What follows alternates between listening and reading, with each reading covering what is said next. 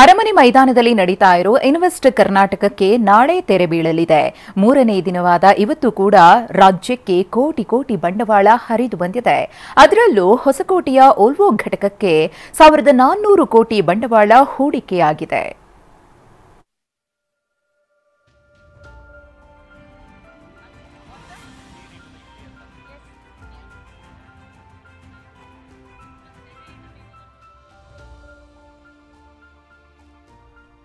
ಮೂರನೇ ದಿನವೂ ಭರಪೂರ ಬಂಡವಾಳ ಹೂಡಿಕೆ ಭರವಸೆ. ಇನ್ವೆಸ್ಟ್ ಕರ್ನಾಟಕದಲ್ಲಿ ಗಮನ ಸೆಳೆದ ಎಐ.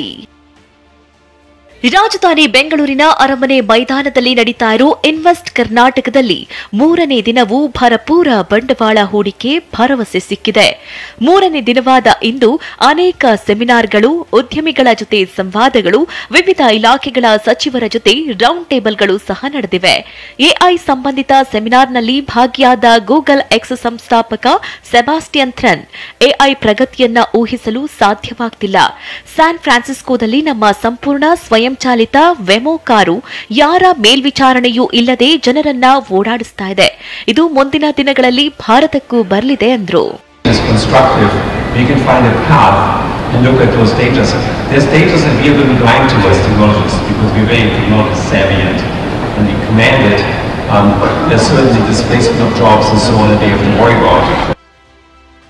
ಹೊಸಕೋಟೆ ವೋಲ್ವೋ ಘಟಕಕ್ಕೆ 1400 ಕೋಟಿ ಹೂಡಿಕೆ.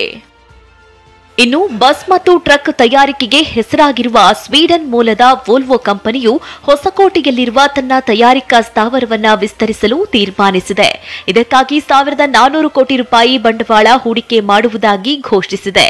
ಈ ಸಂಬಂಧ ಮುಖ್ಯಮಂತ್ರಿ ಸಿದ್ದರಾಮಯ್ಯ ಅವರ ಸಮ್ಮುಖದಲ್ಲಿ ಒಡಂಬಡಿಕೆಗೆ ಅಂಕಿತವಿದ್ದಿದೆ.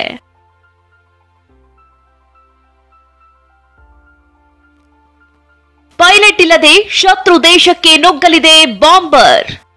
ಎಐ ತಂತ್ರಜ್ಞಾನ ಮೂಲಕ ಸಿದ್ಧಪಡಿಸಿರುವ ಬಾಂಬರ್ ಇನ್ಸೆಸ್ಟ್ ಕರ್ನಾಟಕದಲ್ಲಿ ಎಲ್ಲರ ಗಮನ ಸೆಳೆದಿದೆ. ಮಾನವರಹಿತ FWD ಬಾಂಬರ್ ಯುದ್ಧ ವಿಮಾನ ಇದಾಗಿದ್ದು, ಒಮ್ಮೆ ಇಂಧನ ತುಂಬಿಸಿದ್ರೆ 24 ಗಂಟೆ ಕಾಲ 1500 ಕಿಲೋಮೀಟರ್ ಸಂಚರಿಸಬಹುದು. ಇದು ಭಾರತದ ಪ್ರಥಮ ಇಂಡಿಜಿನಿಯಸ್ ಏರ್ಕ್ರಾಫ್ಟ್ ಎಂಬ ಖ್ಯಾತಿ ಪಡೆದಿದೆ. ಎಲೆಕ್ಟ್ರಾನಿಕ್ ಸಿಟಿಯ ಫ್ಲೈಯಿಂಗ್ ವೆಡ್ಜ್ ಈ ಡಿಫೆನ್ಸ್ ಅಂಡ್ ಏರೋಸ್ಪೇಸ್ ಕಂಪನಿ ಸಹಯೋಗದೊಂದಿಗೆ ಬಾಂಬರ್ ತಯಾರಿಸಲಾಗಿದೆ. 250 ಕೋಟಿ ಬೆಲೆಯ ಬಾಂಬರ್ ಅನ್ನ ರಾಜ್ಯದಲ್ಲಿ 25 ಕೋಟಿ ವೆಚ್ಚದಲ್ಲಿ ತಯಾರಿಸಲಾಗಿದೆ. ಇವಾಗ ನಾನು ಇದು 6.5 ವಿಂಡ್ ಸ್ಪ್ಯಾನ್ ಏನಿದೆಯೋ ಅದು ನಮಗೆ ಬರೋದು 25 CRಗೆ, ಅಂದರೆ 25 ಕೋಟಿಗೆ ನಾವು ಕೊಡ್ತೀವಿ. ನಾವು ಕಾಸ್ಟ್ ನಾವು ಕಂಪೇರ್ ಮಾಡಿದ್ರೆ ನಮ್ಮ ಕಂಪನಿ ಕಡೆಯಿಂದ ಮತ್ತು ಇಂಡಿಯನ್ ಕಂಪನಿ ಇಂಡಿಯಾದಲ್ಲಿ ಮ್ಯಾನುಫ್ಯಾಕ್ಚರ್ ಆಗಿರೋದು complete Indian based, Bangalore based ಇರೋದ್ರಿಂದ ನಮ್ಮದು ಕಾಸ್ಟ್ ಎಫೆಕ್ಟಿವ್ ಆಗಿ ಹೋಗಿರುತ್ತೆ.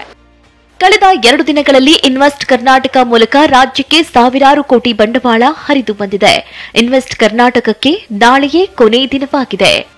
ಅನಿಲ್ ಕಲ್ಕೆರೆ, TV9 ಬೆಂಗಳೂರು.